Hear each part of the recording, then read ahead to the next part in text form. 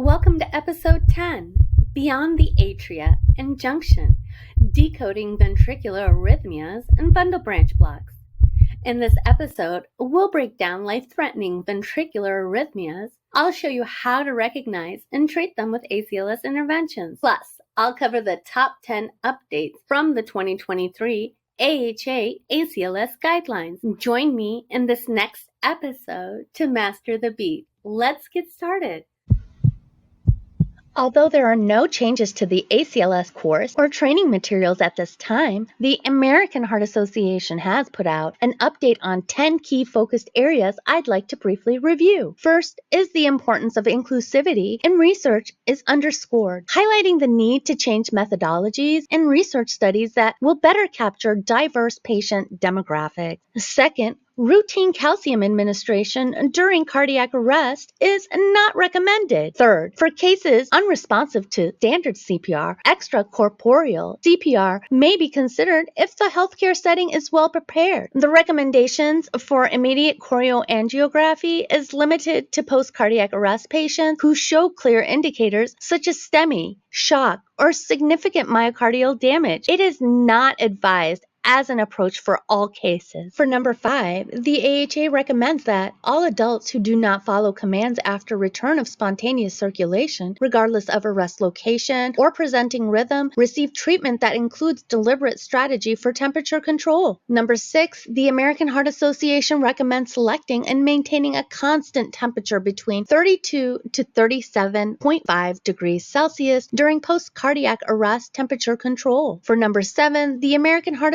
Association notes that there is insufficient evidence to recommend a specific therapeutic temperature for different subgroups of patients with cardiac arrest. Number 8, patients with spontaneous hypothermia after return of spontaneous circulation who do not follow commands should not be routinely, actively, or passively rewarmed faster than 0.5 degrees Celsius per hour. For number 9, in certain cases, non-sedating anti-seizure drugs may be considered for cardiac arrest survivors with EEG patterns suggesting potential seizures. And for number 10, organ donation should be a central consideration in creating and assessing care systems. Welcome to Episode 10 of Master the Beat series, where we're shifting our focus onto the fascinating and often critical world of ventricular arrhythmias. In this episode, we'll cover the key ventricular arrhythmias, including premature ventricular contraction, ventricular tachycardia, ventricular fibrillation, idioventricular rhythm, accelerated idioventricular rhythm, pulseless electrical activity, ventricular standstill, and bundle branch blocks.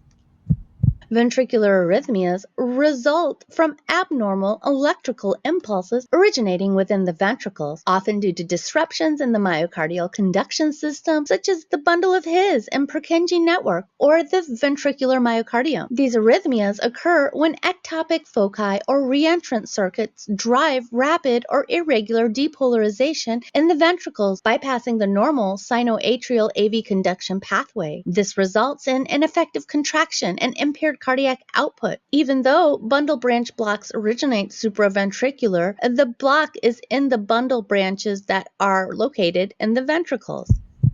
Before we move on, it's crucial for us to understand the monumental impact of the Human Genome Project. Its research started in 1990 and completed in 2003 and successfully mapped the entire human genome, sequencing over 3 billion DNA-based pairs and identifying 20 to 25,000 human genes. This groundbreaking research reshaped our understanding of human genetics. Before the Human Genome Project, many believed that humans could be divided into biologically distinct races with unique genetic traits, rather than shaped by social, historical, and environmental factors. To be clear, human beings share 99.9% of their DNA. In fact, two individuals from the same race may be more genetically different from each other than from someone of a different race. One of the most prominent examples of race-based medicine is Vital, a heart failure drug initially marketed specifically for African Americans. Now, even though the Human Genome Project resulted in 2003, in 2005, the Food and Drug Administration approved the heart failure drug Bidal, which is isosorbide dinitrate hydralazine, a fixed-dose combination drug for use specifically in African Americans, even though there was no evidence that it had any racially separate effect. This led investigators to conclude the scientific research leading to Bidal's approval tested the drug only on African Americans, apparently for commercial reasons, so the drug's efficacy in other populations is unknown. The Human Genome Project revealed that race is not a useful or accurate guide for medical treatment. The idea of race-based medicine has been shown to be scientifically flawed because race does not correspond to specific genetic markers that affect drug metabolism or response. Instead, personalized medicine based on individuals' genetic profile, not race, holds more promise for effective treatments.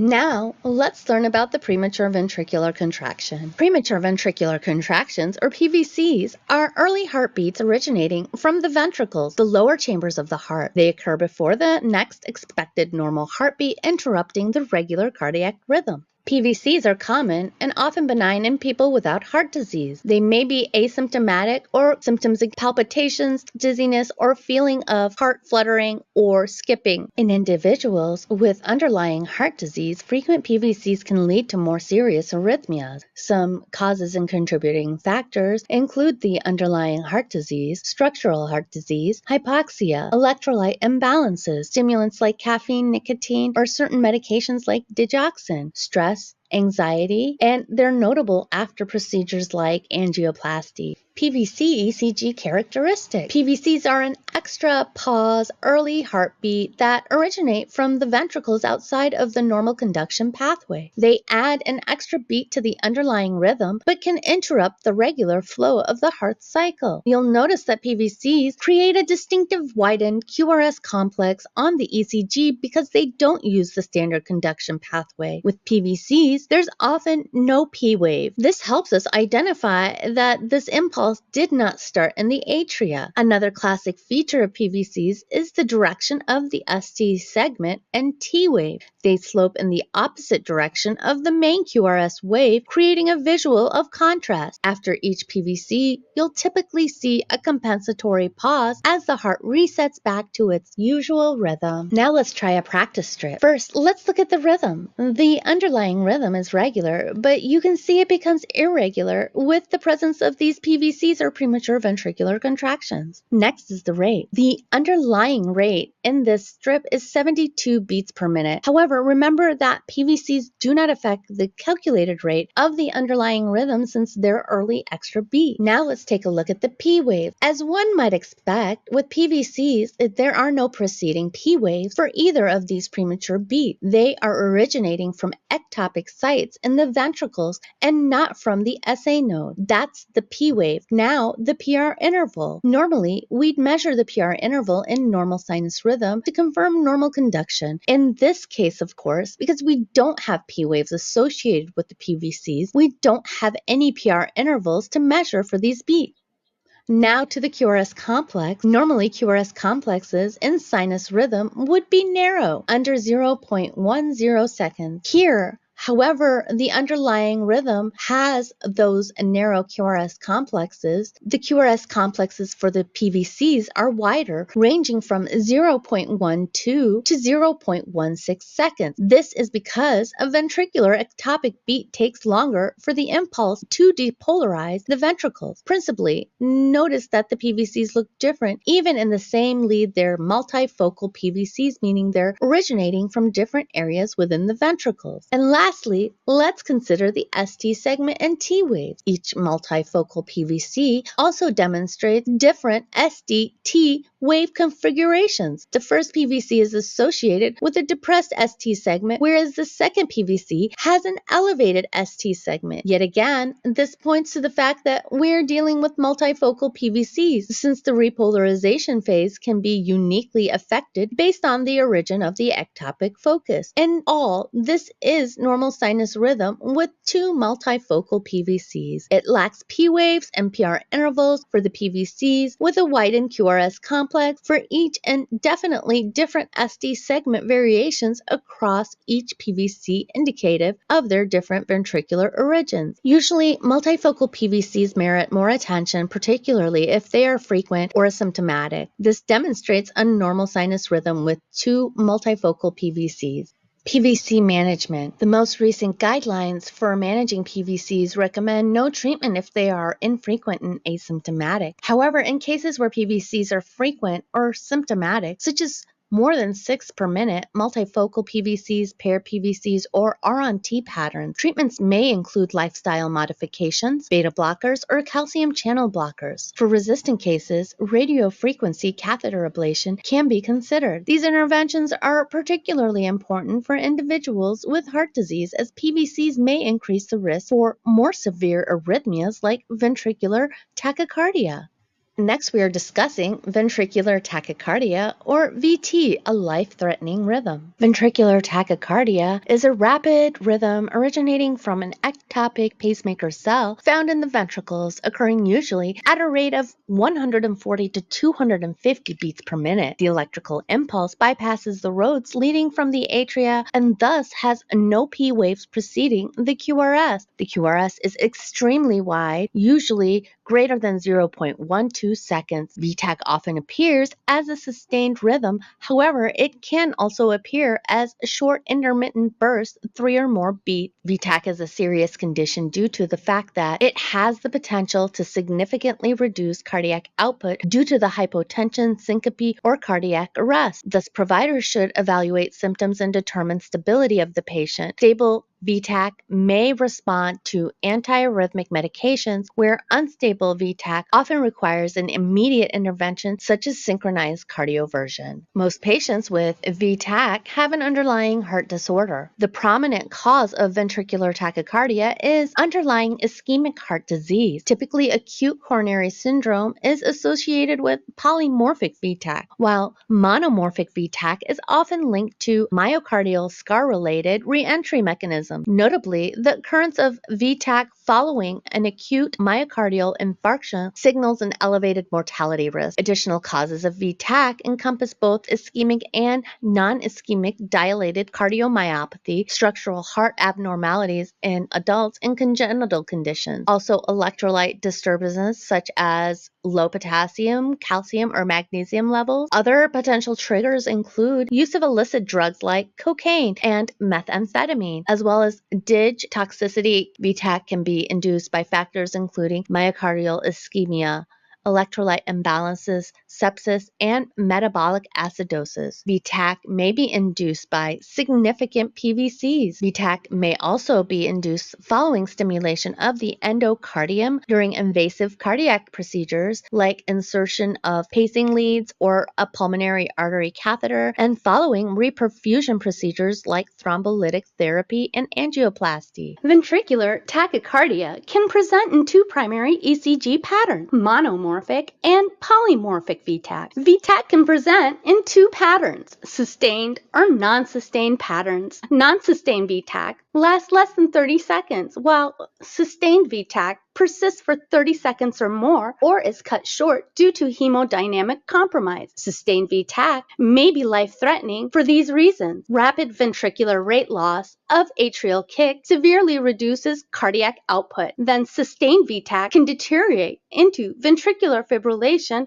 or asystole. Note that we discuss idiopathic ventricular tachycardia on our membership episode. Characteristics of ventricular tachycardia on ECG. Let's start with the rhythm. The rhythm is usually regular, but there may be some beat-to-beat variation. The rate. Ventricular rate is usually going to be between 100 to 250 beats per minute. Atrial rate. No atrial rate can be determined with V-tach. P wave. No P waves. QRS complexes. QRS complexes are noted wide, greater than 0.12 seconds in duration. When assessing an ECG rhythm with V-tach, this is an example practice strip that gives you the values for the underlying rhythm and for the V-tach run. So the ECG displays sinus tachycardia with a heart rate of 115 beats per minute, followed by a 10-beat run of ventricular tachycardia, which is characterized by that rapid rate of 240 114 beats per minute. There's an absence of the P waves and widened QRS complexes. The presence of an inverted T wave adds another layer of complexity that should not be overlooked in the underlying rhythm. With a hemodynamically stable ventricular tachycardia, monitoring the patient's hemodynamic status is very important. You should be assessing the blood pressure, oxygen saturation, and signs of organ perfusion. Identifying and correcting reversible causes is important. Check for electrolyte imbalances like hypokalemia or hypomagnesemia, and assess for signs of myocardial ischemia. Administering antiarrhythmic medications, if indicated, drugs like amiodarone or lidocaine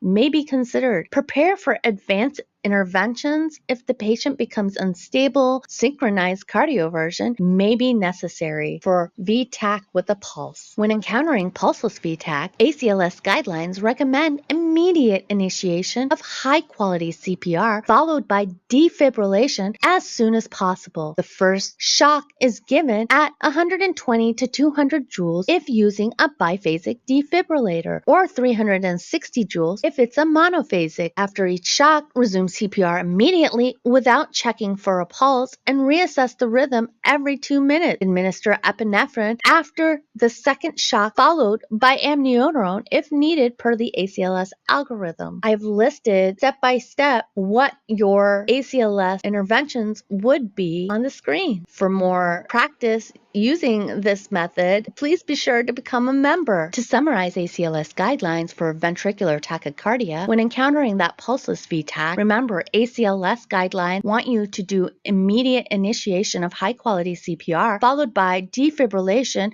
as soon as possible. After each shock, resume CPR immediately without checking for a pulse and reassess the rhythm every 2 minutes. Administer epinephrine during the following round of CPR after the second shock, followed by amiodarone or lidocaine after the third shock if needed per ACLS algorithm. For unstable ventricular tachycardia with a pulse, ACLS guidelines recommend synchronized cardioversion as the primary intervention. Begin with a lower energy setting, typically 100 joules, as it's synchronized to the R wave to avoid causing V-fib. Evaluate the patient's vital signs and symptoms like hypotension, chest pain, and shortness of breath to confirm instability. Administer sedation if time permits and the patient is alert. Following cardioversion, assess the rhythm and consider antiarrhythmic medications to prevent reoccurrence, such as amiodarone, as guided by ACLS guidelines.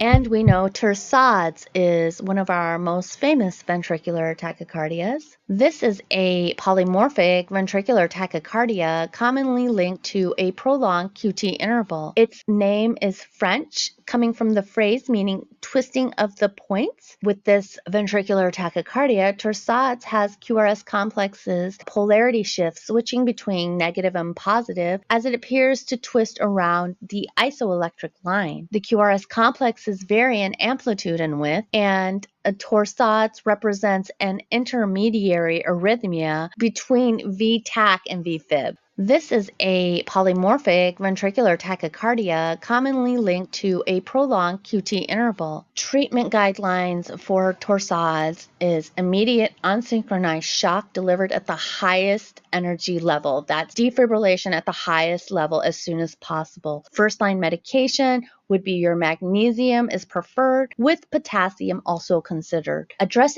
any underlying triggers. If you have bradycardia-induced Torsades, stop any medications that lower the heart rate and consider overdrive pacing or an isoproterenol infusion. If you have a drug-induced Torsades, discontinue medications that extend the QT interval, and if it's electrolyte-induced, correct any electrolyte imbalances. Next is ventricular fibrillation. V-fib is characterized by disorganized, chaotic electrical activity within the ventricles. This disrupts ventricular depolarization and contraction, eliminating the presence of QRS complexes. Instead, the ventricular muscle undergoes rapid quivering, producing irregular, chaotic waveforms with varying shapes and amplitude. There are two ECG wave patterns you will see with V-fib. These are referred to as coarse or fine ventricular fibrillation. Coarse V-fib shows larger, more noticeable waves on the ECG. Coarse V-fib often occurs in the initial stages of cardiac arrest and suggests more recent onset, making it potentially more responsive to defibrillation. Immediate defibrillation is recommended as the primary intervention, ideally followed by high-quality CPR. Fine V-fib presents as smaller, more subtle waves on the ECG and often resembles asystole or flatline. This type of V-fib typically indicates a longer duration of cardiac arrest where energy reserves in the heart cells are largely depleted. Fine V-fib is less likely to respond to defibrillation, but it is still recommended to attempt defibrillation supported by immediate CPR to improve myocardial perfusion.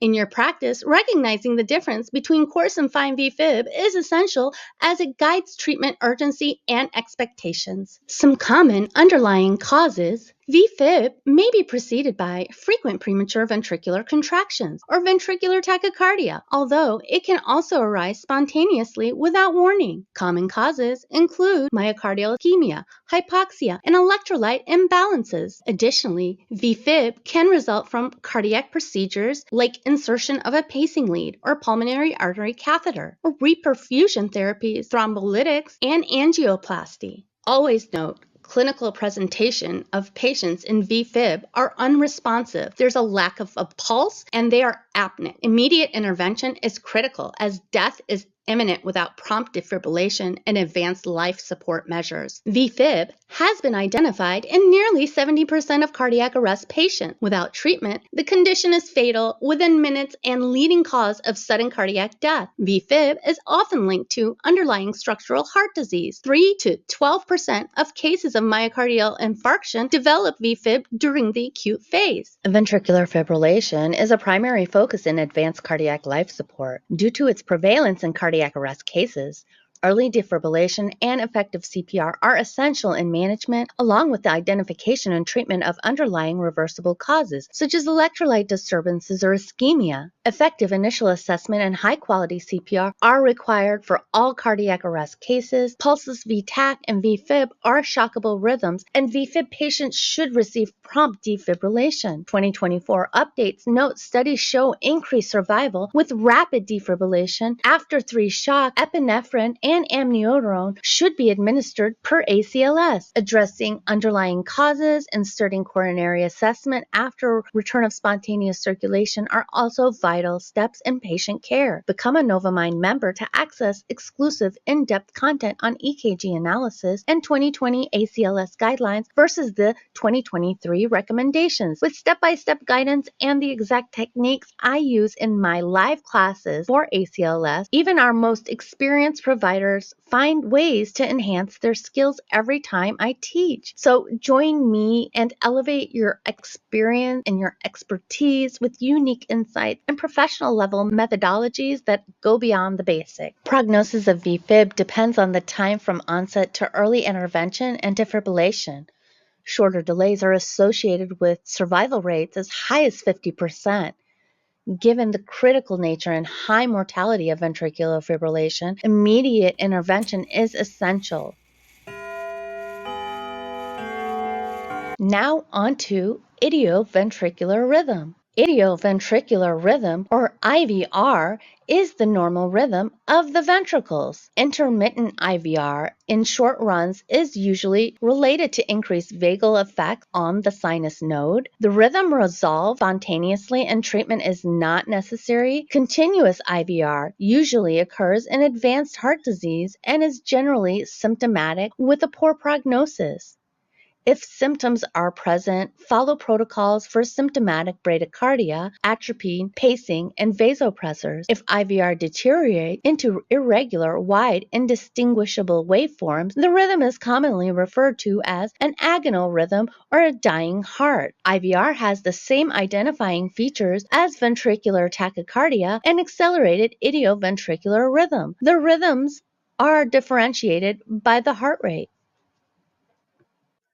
Let's take a closer look at the ECG characteristics that define idioventricular rhythm. In idioventricular rhythm, the rhythm is regular, meaning that the QRS complexes occur at consistent intervals. This regularity indicates that a single focus in the ventricles is pacing the heart consistently. Next, the rate. The rate for idioventricular rhythm is typically slow, usually around 20 to 40 beats per minute. This slow rate results from the fact that the pacemaker activity originates in the ventricles rather than the atria, or AV node, which naturally have faster intrinsic rates. P waves. One defining characteristic of idioventricular rhythm is the absence of P waves. Since the rhythm originates in the ventricles, there's no atrial activity initiating each beat, hence no P wave. PR interval. Because P waves are absent, the PR interval is not measurable. The QRS complexes in idioventricular rhythm are wide, usually measuring over 0.12 seconds. This widening is due to the slower, non-synchronized depolarization that occurs when the ventricles act as the heart's pacemaker, rather than relying on the faster, organized conduction system of the atria and AV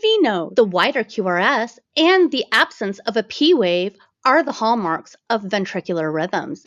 This practice strip displays the key characteristics of idioventricular rhythm: a regular rhythm with a rate of 41 beats per minute, absent P waves, an unmeasurable PR interval, and a wide QRS complex measuring 0.22 to 0.24 seconds. These findings indicate that ventricles are pacing the heart independently, often seen in cases where the primary atrial and AV pacemakers are suppressed or non-functioning. This practice strip displays the key characteristics of idioventricular rhythm: a regular rhythm with a rate of 41 beats per minute, absent P waves, an unmeasurable PR interval, and a wide QRS complex measuring 0.22 to 0.24 seconds. These findings indicate that ventricles are pacing the heart.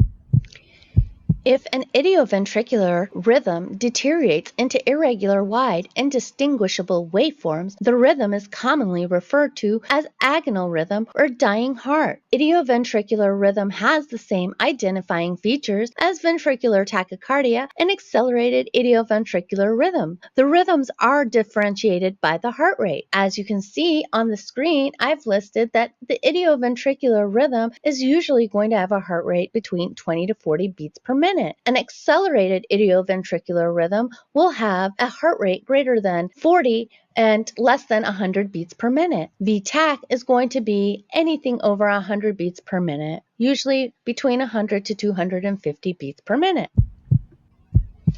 Now let's review ventricular standstill or asystole. In ventricular standstill, there is the absence of all electrical activity in the ventricles. When the ventricles are inactive, there are no QRS complexes. However, some atrial electrical activity may be present, producing P waves. This ventricular standstill has two presentations on the ECG: P waves without QRS complexes, or a straight line. Some primary cardiac causes for ventricular standstill or asystole are severe myocardial ischemia or infarction, advanced heart block leading to complete cessation of ventricular activity. Non-cardiac causes include hypoxia, hyperkalemia, or severe electrolyte imbalances, hypothermia, drug overdose like for beta blockers, calcium channel blockers, massive pulmonary embolism, severe acidosis are just some examples. The patient with a ventricular standstill is unresponsive, apneic, and pulseless. Without cardiac monitoring, ventricular standstill cannot be distinguished from ventricular fibrillation at the bedside. Death is imminent without immediate treatment. Prognosis is extremely poor despite resuscitative effort. Immediate management of ventricular standstill includes confirming the rhythm by checking different leads, ensure that the flat line is not due to loose leads, disconnected cables, or equipment failure. Check for a pulse and assess breathing simultaneously. Initiate high-quality CPR. Begin chest compressions immediately at a rate of 100 to 120 per minute and a depth of at least 2 inches, 5 centimeters in adult. Minimize interruptions in chest compressions. Airway and breathing. Open the airway and provide rescue breaths at a ratio of 30 compressions to 2 breaths if not intubated. If advanced airway is in place, provide continuous compressions with 10 breaths per minute.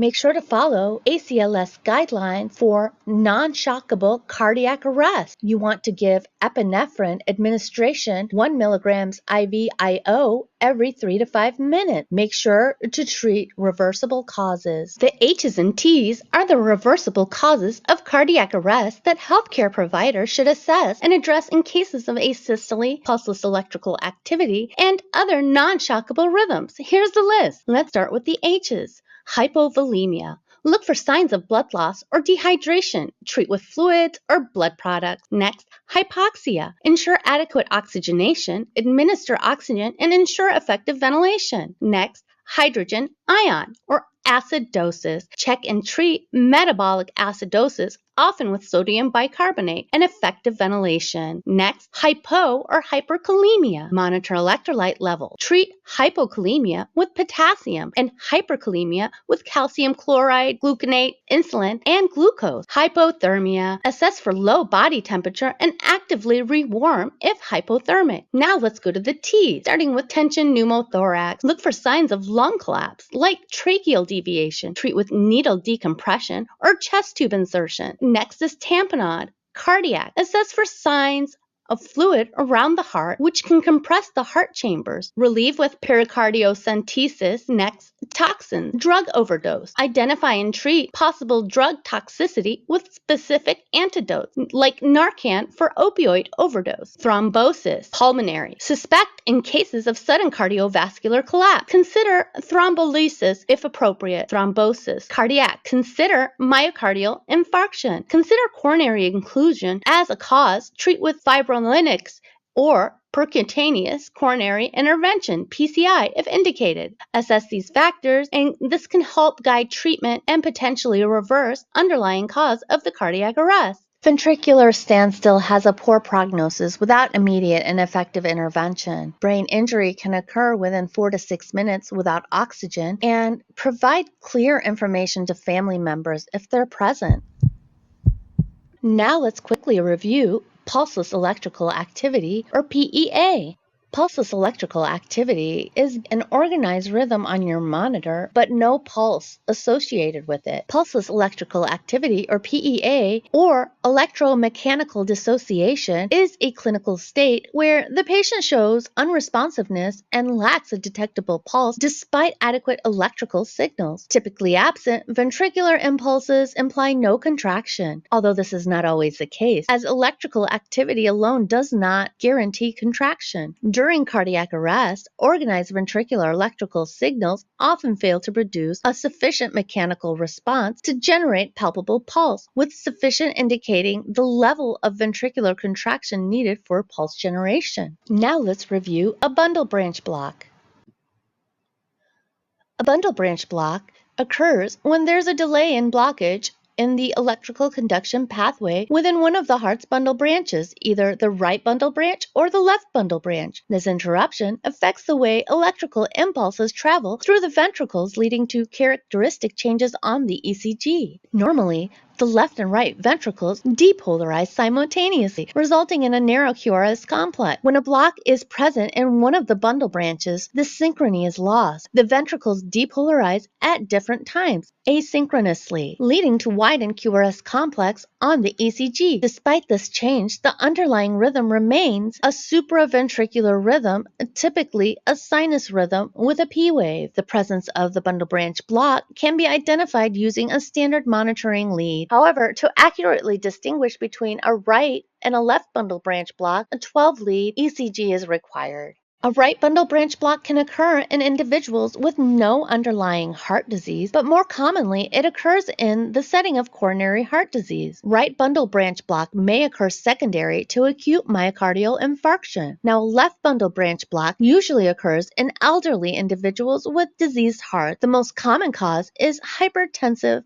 heart disease. Left bundle branch block may occur secondary to acute myocardial infarction. Both right and left bundle branch block may be temporary or chronic. Both may appear only when the heart rate exceeds a certain critical level, rate-related bundle branch block. Right bundle branch block can be seen in healthy individuals without underlying heart disease, but may also be associated with conditions like pulmonary embolism, myocardial infarction, or congenital heart disease. Left bundle branch blocks often indicate underlying cardiac pathology associated with hypertension, coronary artery disease, cardiomyopathy, or valvular disorders. Let's review some specific ECG patterns of a bundle branch block. The basic rhythm. The underlying rhythm is usually supra-ventricular, originating above the ventricles, often a normal sinus rhythm. The rate, that of the underlying rhythm. P waves are that of the underlying rhythm, which is normally sinus. Now, the QRS complex is going to be wide in duration, which is measuring 0.12 seconds or greater. And remember, this is due to the asynchronous depolarization of the ventricles. If we did an analysis strip with this practice strip, first we analyze the rhythm. The rhythm is regular. It's off by almost one, maybe 1.5 small squares, but per guidelines, it is regular. The regular rate is about 60. When we examine the P waves, there's one P wave present before each QRS complex. The PR interval has a measurement interval of 0.16. This is within normal range for normal sinus rhythm. Our QRS complex is widened and between 0.12 to about 0.14 seconds. This indicates there's a delay in ventricular depolarization. The widening suggests a bundle branch block, where there's a block in either the right or left bundle branch. This causes ventricles to depolarize asynchronously, leading to that widened QRS complex on the ECG. So in summary, the ECG strip shows a normal sinus rhythm with a rate of about 60, normal PR intervals, and a widened QRS complex due to the bundle branch. If we want to know what type of bundle branch it is, we'll need to go ahead and get a 12 lead. For bundle branch blocks, a specific treatment is usually not indicated. Cardiac pacing may be indicated if the bundle branch block develops as a result of an acute MI or in the presence of an AV block. Please pause to review this critical distinction between supraventricular and ventricular rhythm reference guide. We have reached the end of episode 10. Thank you for tuning into the ventricular arrhythmias episode. Coming up next, episode 11, how to make the heart gallop. Understanding pacemakers. We'll learn about the world of pacemakers, what they do, how they work, and why they can be game changer for the heart when it needs support. Before you go, if you want more practice and insider tips on rhythm interpretation, consider joining NovaMind's membership. Members get access to exclusive practice strips, time-saving tricks for quick ECG analysis, and the latest on ACLS guidelines and interventions to help feel prepared for any rhythm challenge. Thanks for being here, and I'll see you in our next episode. Don't forget to like, subscribe, and follow if you found this episode helpful. Hit the like button and subscribe to stay updated. This way, you won't miss out on any of the future episodes filled with essential ECG insights and life-saving knowledge. Follow along and let's keep mastering the beat together. Also, make sure to check us out on all platforms and comment with the next topic you want to learn about. In this series, Master the Beat, we previously have reviewed supraventricular rhythm, hence from above the ventricles. Today, we reviewed rhythms that have originated below the AV junction, the ventricles. Understanding these two categories of arrhythmias is essential in cardiology and critical care, as each has unique characteristics and implications for patient management. Supraventricular rhythms, as the name suggests, originate above the ventricles, specifically in the atria, the sinus node, or the AV junction. These rhythms are defined by synchronized depolarization of the left and right ventricles, resulting in narrow complex QRSs, typically less than 0.12 seconds on an ECG. Since they come from regions above the bundle branches, they have generally follow a predictable pathway through the heart's conduction system, ensuring coordinated contraction. Examples of this include sinus rhythm, atrial fibrillation, atrial flutter, and junctional rhythms. On the other hand, ventricular rhythms originate below the bundle of His, often in the ventricular myocardium itself. These rhythms are characterized by asynchronous depolarization of the ventricles, producing a wide QRS complex, usually greater than 0.12 seconds. Ventricular rhythms are particularly concerning because they bypass the normal conduction pathways, disrupting the heart's ability to pump effectively. respectively. Examples include ventricular tachycardia, ventricular fibrillation, and idioventricular rhythms. Given their origin and potential to severely compromise cardiac output, ventricular arrhythmias are generally more dangerous and require immediate medical attention. I hope this helped you understand the differences between supraventricular and ventricular rhythms.